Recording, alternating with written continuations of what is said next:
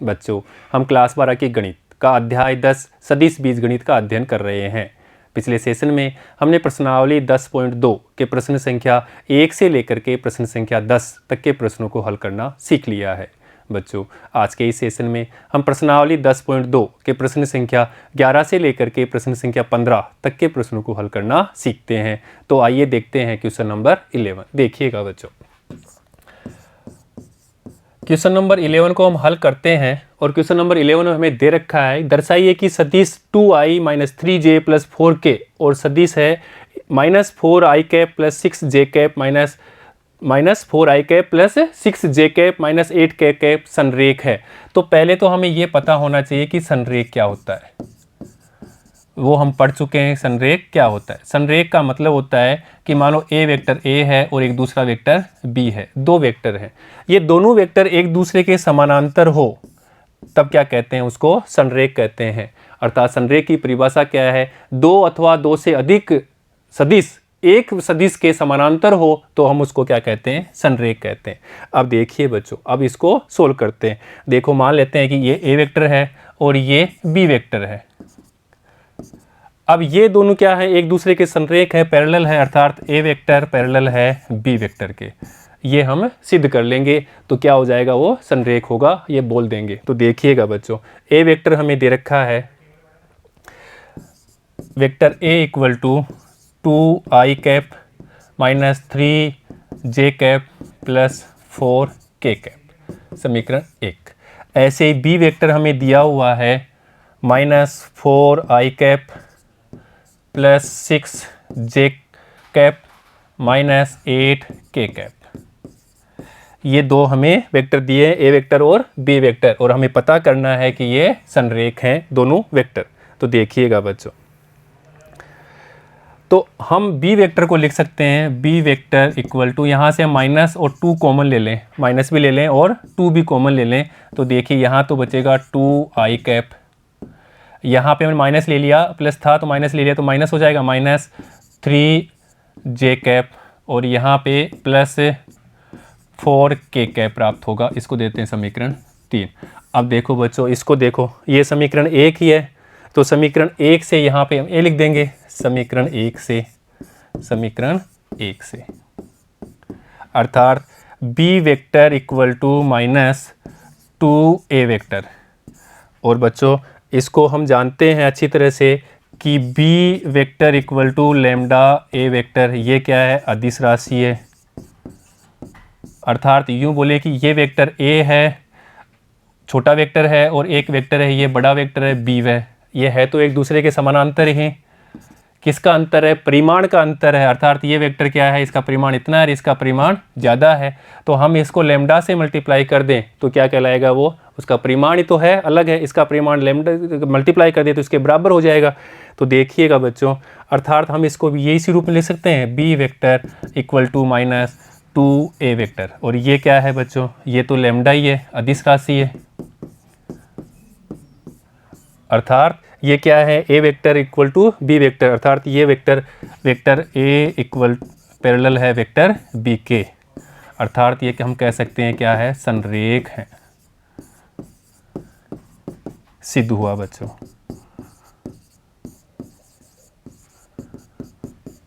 बहुत अच्छा क्वेश्चन था बच्चों। तो हमें संरेख की परिभाषा आनी चाहिए, ऐसे ही हमें सआदिम की परिभाषा भी आनी चाहिए। समान वेक्टर क्या होते हैं, सआदिम वेक्टर क्या होते हैं, संरेख वेक्टर क्या होते हैं, ये हमें आना चाहिए। अगर इनकी परिभाषा हमें आती है तो क्वेश्चन को हम अच्छी तरह से सोल्व कर सकते हैं। नेक्स्ट देखते हैं बच्चों क्वेश्चन नंबर 12। और क्वेश्चन नंबर 12 में हमें दिया है, सदिश दिया रखा है i cap + 2j cap + 3k, और हम इसको वेक्टर ए के बराबर मान लेते हैं। इसको समीकरण 1 दे देते हैं। और हमें पूछा है कि इसके दिक कोसाइन, अर्थात इसके हमें दिक कोसाइन निकालना है, cos alpha, cos beta, cos gamma, जिसको हम L M N मानते हैं, वो इनके मान निकालने। तो देखिएगा बच्चों, तो हम जानते हैं कि R vector equal to xi cap + yj cap + kzk cap, ये एक समीकरण है जिसका स्थिति सदिश क्या है? R है। तो इसके एक्स वाई जेड अदिश घटक हैं,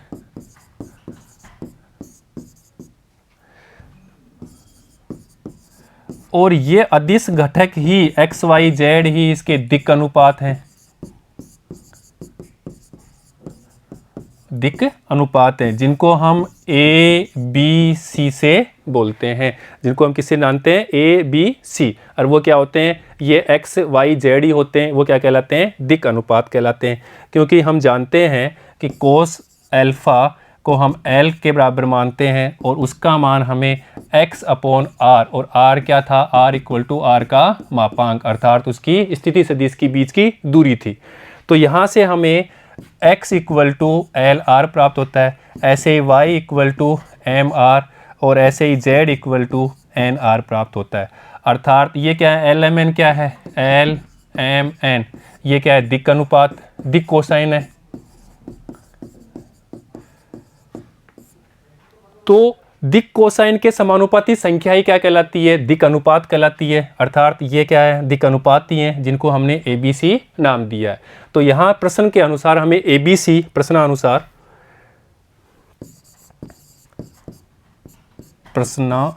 ए बी सी के मान, ए बराबर क्या होगा, एक्स होगा, अर्थात ए का मान यहाँ से 1, ए इक्वल टू 1। ऐसे ही बी का मान देखिए बच्चों, बी का मान हमें 2 प्राप्त होगा, तो ये लिख दिया 2। और सी का मान हमारे पास में देखो बच्चों 3 प्राप्त हो रहा है, तो यहाँ लिख दिया हमने 3। और ये क्या है हमारे पास में, दिक् अनुपात,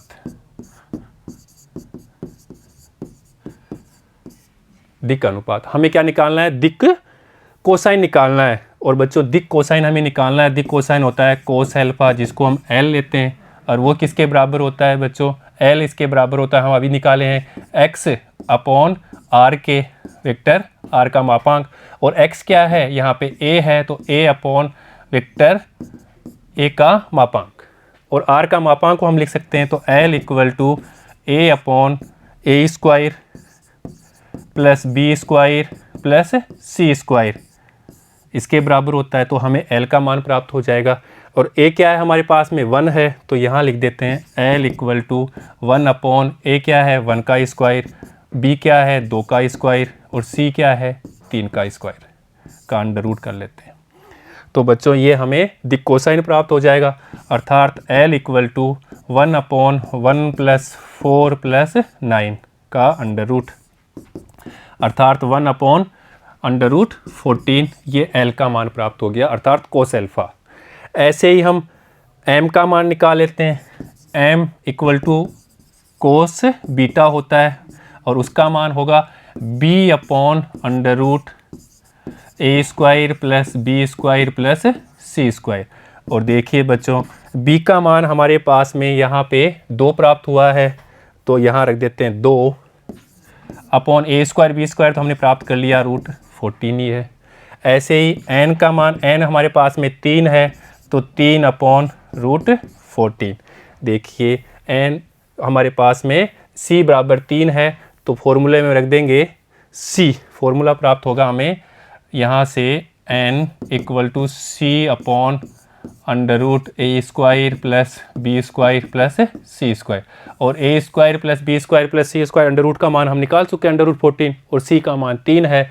तो हमारे पास में ये एल एम एन के मान प्राप्त हो गए, और यही मान हमारे क्या है, दिक् कोसाइन है, जो कि क्या क्या प्राप्त हुए, 1 upon under root 14, 2 upon under root 14, और 3 अपॉन अंडर रूट 40, और यही हमारे आंसर है बच्चों। ठीक है, नोट करिएगा। नेक्स्ट देखते हैं क्वेश्चन नंबर 13। 2 बिंदु दे रखे हैं, एक ए है और दूसरा बी है, और उसके हमें कोऑर्डिनेट दिए हुए हैं, निर्देशांक दिए हुए हैं। जैसे ए बिंदु के निर्देशांक है 1 2 -3। ऐसे ही बी बिंदु है, बी बिंदु के कोऑर्डिनेट है -1 -2 +1, -1 -2 और 1 को मिलाने वाले, इन दोनों बिंदुओं को मिलाने वाला पहले तो हमें स्थिति सदिश निकालना है, ए बी वेक्टर, और फिर ए से बी की तरफ दिष्ट सदिश की दिक् कोज्याएं भी निकालनी है, एल एम एन के मान निकालने हैं। तो देखिएगा बच्चों, तो पहले तो ये वेक्टर और बी वेक्टर को हम निकाल लेते हैं, वेक्टर ए और वेक्टर बी। हम जानते हैं एक बिंदु हमारे x1 y1 z1 हो और दूसरा बिंदु हमारे पास में x2 y2 z2 हो। तो इन दोनों के बीच का स्थिति सदिश हम निकालते हैं, वो होता है x2 minus x1 i cap plus y2 minus y1 j cap plus z2 minus z1 k cap. ये इन दोनों के बीच का स्थिति सदिश मान लो, तो ये बिंदु P था और ये Q था, तो पी क्यू वेक्टर हमें इससे प्राप्त हो जाएगा। तो इस फॉर्मूले की सहायता से हम ए बी वेक्टर निकाल लेंगे। इसलिए a b vector equal to x2 minus x1, तो यहाँ से x2 है -1, x1 है ये -1, फॉर्मूले का 1 लग गया है तो -1, ये i कैप प्लस y2 है -2 माइनस y1 है 2, तो ये j कैप।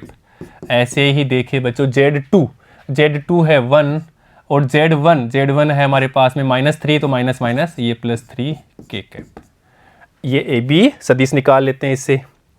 तो हमें a b vector is equal to -2 i cap plus minus minus ये माइनस हो जाएगा, तो यहाँ लिख देंगे -4 j कैप, ऐसे ही +4 k कैप। ये हमें प्राप्त हो गया। इसको देते हैं समीकरण 1 दे देते हैं इसको। अब देखो ये सदिश क्या है, सदिश हम पता है x i cap plus y j cap plus z k cap, ये स्थिति सदिश है। यहाँ पे x y z ही क्या है, दिक् अनुपात है। ये अभी बात कर चुके हैं, जिनको हम क्या नाम देते हैं, a b c नाम देते हैं। तो यहाँ से इसे तुलना कर लेते हैं बच्चों दिक् अनुपात की। तो देखो, इसलिए a equal to -2, b equal to -4, ऐसे ही c इक्वल टू 4 प्राप्त हो गया। ये हमारे पास में दिक् अनुपात प्राप्त हो गए।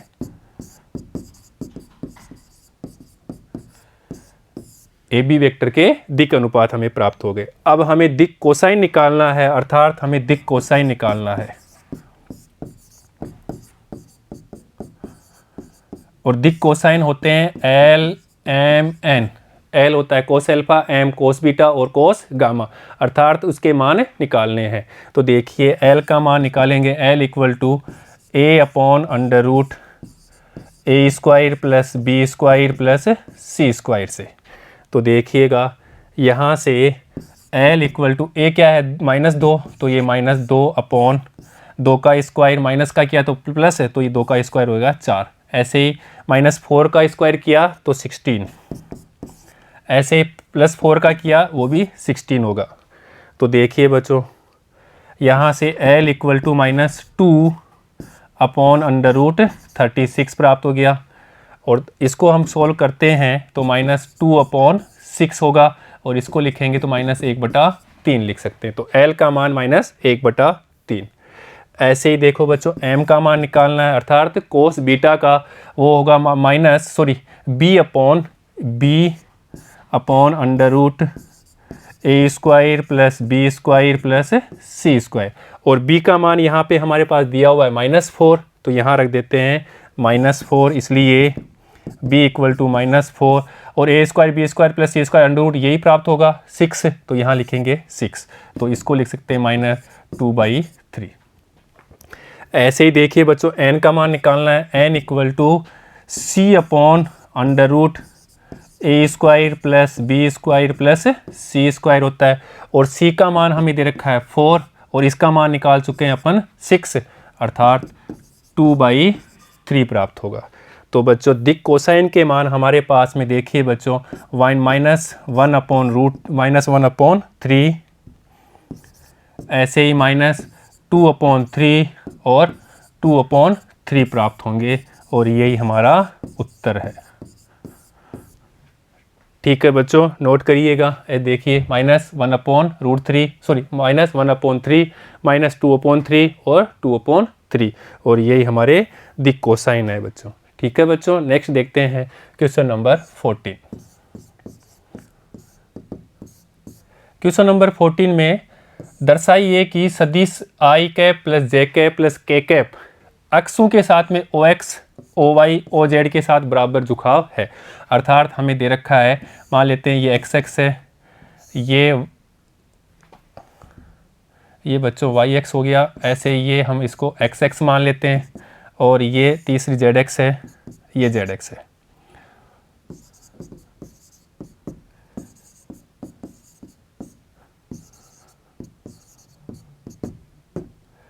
अब ध्यान दीजिए, यहाँ पे जो स्थिति सदिश है वो है उसका मात्रक सदिश है वो है आई कैप इकाई सदिश, ऐसे यहाँ पे जे कैप और यहाँ पे के कैप।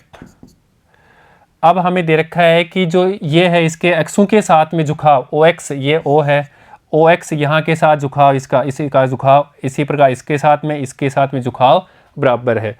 तो देखिए बच्चों, इसको सोल्व करते हैं। तो हमें दे रखा है वेक्टर ए, इसको ए वेक्टर मान लेते हैं। A vector equal to I cap plus J cap plus के कैप, ये दिया हुआ है।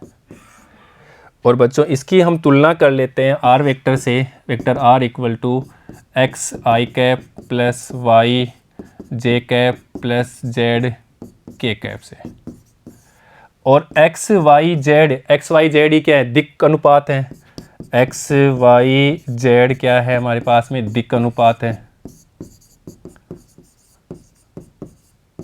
अर्थात जिनको हम क्या नाम देते हैं, ए बी सी नाम देते हैं, तो ये भी हमारे पास में क्या है बच्चों, दिक् अनुपात है। जिनको हम यही है एक्स वाई जेड है, उसको क्या देते हैं, ए बी सी नाम दे देते हैं।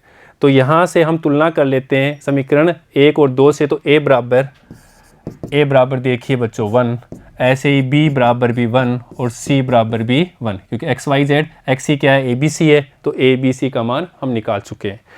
अब बच्चों देखिएगा, हम यहाँ पे इसको कोस एल्फा निकालते हैं, कोस एल्फा। और कोस एल्फा क्या होता है बच्चों, कोस एल्फा होता है A upon under root A square plus B square plus C square होता है, ये कोस एल्फा होता है। और ए क्या है, 1 है, इसलिए 1 अपॉन 1 का स्क्वायर भी 1 ही रहेगा, 1 का स्क्वायर 1 ही रहेगा, और सी का स्क्वायर करेंगे तो वो भी 1 ही रहेगा। अर्थात 1 अपॉन रूट 3 प्राप्त होगा कोस एल्फा का मान।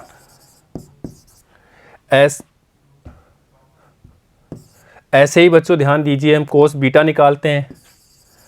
कोस beta B upon under root A square plus B square plus C square होता है।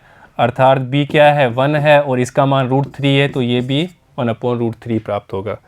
सेम कोस गामा निकाल लेते हैं अपन। Cos gamma is equal to C upon under root A square plus B square plus C square होता है, और सी का मान भी 1 है, और इसका मान निकाल चुके हैं, वो 1 अपॉन रूट 3 है, तो इसका मान भी रूट 3 प्राप्त हो गया। अर्थात cos alpha equal to cos beta equal to cos gamma equal to 1 upon root 3। ठीक है बच्चों, इसको हम समीकरण 1 दे दिया हमने, 2 तो यहाँ से अपन दे देते हैं समीकरण 3, इसको 4 और इसको 5। तो समीकरण 3, 4, 5 से देखो, कोस एल्फा बराबर कोस बीटा बराबर कोस गामा इक्वल टू 1/√3। अब बच्चों देखिए, तो हम इसको लिख सकते हैं कोस एल्फा इक्वल टू 1/√3।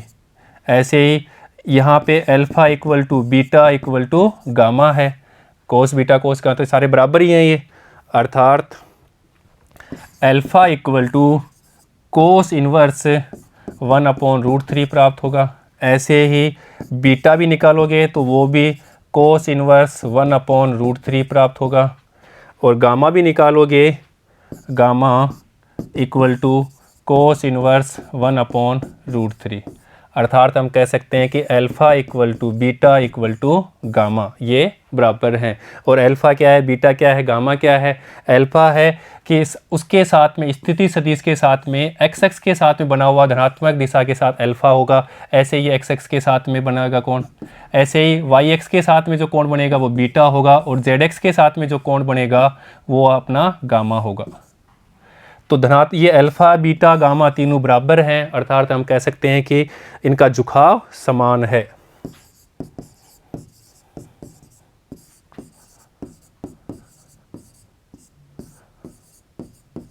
और यही हमें सिद्ध करना था।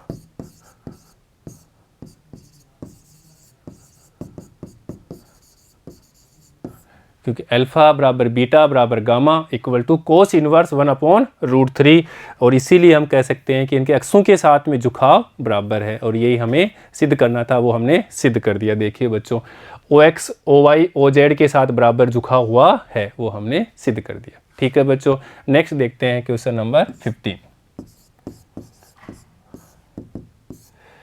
बिंदु दे रखा है P और Q। P बिंदु के निर्देशांक दिए रखे हैं I cap plus 2J cap minus K cap. ऐसे ही Q बिंदु और दे रखा है दूसरा बिंदु, और उसके निर्देशांक हमें दे रखे हैं सदिश minus I cap plus J cap plus K cap. ये P और Q दे रखा है। को मिलाने वाली रेखा 2:1 में अंतर्विभाजन और बाहरी विभाजन करने वाले बिंदु R के स्थिति सदिश हमें ज्ञात करना है। अर्थात देखिए बच्चों, ये हम पढ़ चुके हैं। ये हमारे पास में बिंदु है एक P और ये बिंदु है Q, और यहाँ पे एक बिंदु लिया मूल बिंदु O, ये बिंदु R। ये R बिंदु इसको m/n में विभाजित करता है। और बच्चों देखिए, ये हमें R वेक्टर इसको निकालना, इसी के बोले अंतर्विभाजन का है। ऐसे ही बाहरी विभाजन के लिए दूसरा बनेगा। और ये OQ वेक्टर है, वो हमें दे रखा है B वेक्टर। ऐसे ही OP वेक्टर है, वो है हमारे पास में A वेक्टर। तो देखिए बच्चों, R वेक्टर हम निकालते हैं अंतर्विभाजन से, वो होता है MB vector plus NA vector upon M plus N। ये उसका अंतर्विभाजन है, अंतर्विभाजन। अर्थात हमें इस R का मान निकालना है यहाँ से। अब देखिएगा, हमें दे रखा है A वेक्टर, और A का मान ये दे रखा है P वेक्टर OP, ये हमें A वेक्टर दे रखा है, और ये हमें B वेक्टर दे रखा है। तो बच्चों, इस फॉर्मूले की सहायता से हम R वेक्टर अर्थात अंतर्विभाजन निकाल सकते हैं। तो देखिएगा, इसलिए R vector equal to M अपने पास में है, देखो बच्चों दे रखा है M/n और दिया है 2/1। ये दे रखा है M/n में है, तो यहाँ पे 2/1 में दे रखा है, और हमने M/n में दिया। ये OP वेक्टर है A वेक्टर, ऐसे OQ वेक्टर B वेक्टर है, वो भी हमें दे रखा है। तो देखिएगा, M है 2, ये बच्चों 2, B वेक्टर, और B वेक्टर ये रहा बच्चों, यहाँ लिख देते हैं minus I cap plus J cap plus K cap, plus यहाँ पे देखिए n का मान है 1, और वेक्टर लिखना है हमें A वेक्टर, और A वेक्टर यहाँ से लेंगे बच्चों। A वेक्टर है I cap plus 2J cap minus K cap upon M plus N अर्थात 2+1। देखिएगा, तो बच्चों इसको हम लिख सकते हैं R vector is equal to -2I cap plus 2J cap plus 2K cap plus I cap plus 2J cap minus K cap upon 3। 2 से मल्टीप्लाई कर दिया और इसको ऐसे के रखा।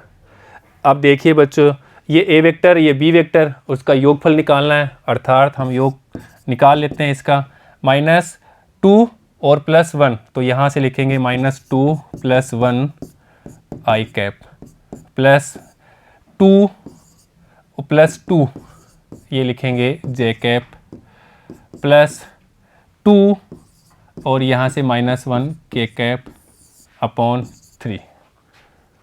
देखिए बच्चों, यहाँ से निकालते हैं R vector equal to -I cap plus 2 × 2, तो ये हो जाएगा 4J कैप। ऐसे यहाँ पे 2 - 1, तो ये हो जाएगा K कैप अपॉन 3। तो ये तो बच्चों हमें अंतः विभाजन प्राप्त हो गया, अंतः विभाजन सदिश।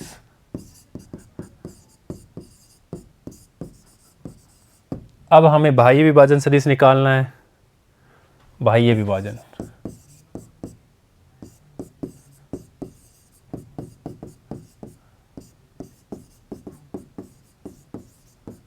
और उसका फॉर्मूला हम जानते हैं, r vector equal to m b vector minus n a vector upon में एम माइनस एन। तो बच्चों जो हाँ अंतः विभाजन किया था वहाँ पे हमें क्या करना है, ओनली माइनस का चिन्ह लगाना है। तो देखिए बहुत ईजी है,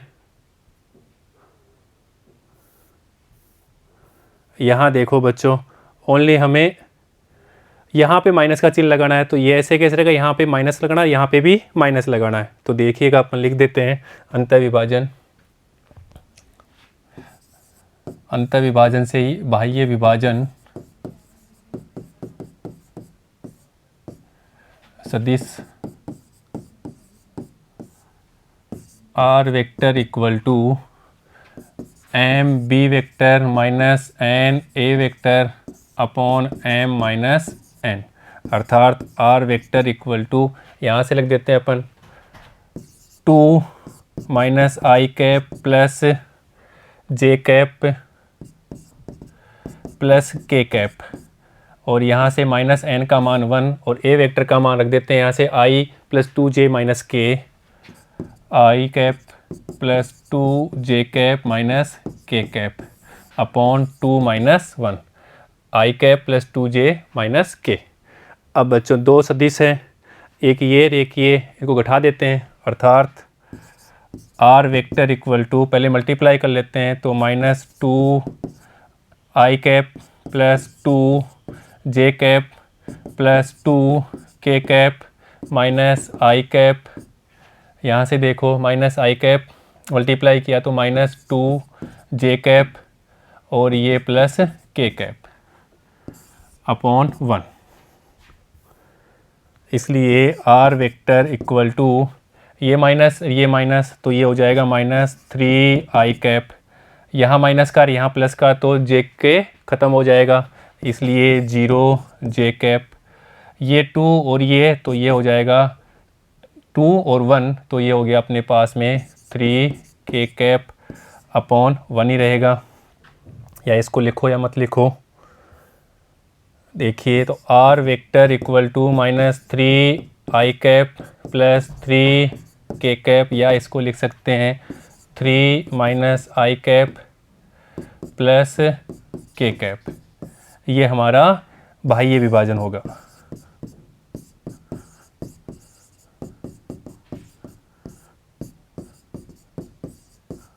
बाह्य विभाजन सदिश, और यही हमारा आंसर है बच्चों।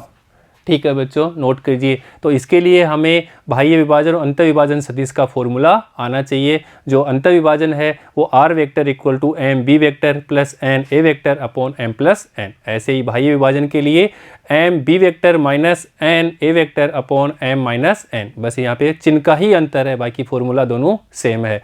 तो बच्चों इनको याद करना भी आसान है। ठीक है बच्चों, तो बच्चों आज हमने इस सेशन में प्रश्नावली 10.2 के प्रश्न संख्या 11 से लेकर के प्रश्न संख्या 15 तक के प्रश्नों को हल करना सीखा है। बच्चों नए सेशन में हम प्रश्नावली 10.2 के आगे के प्रश्नों को हल करना सीखेंगे। ठीक है बच्चों, धन्यवाद।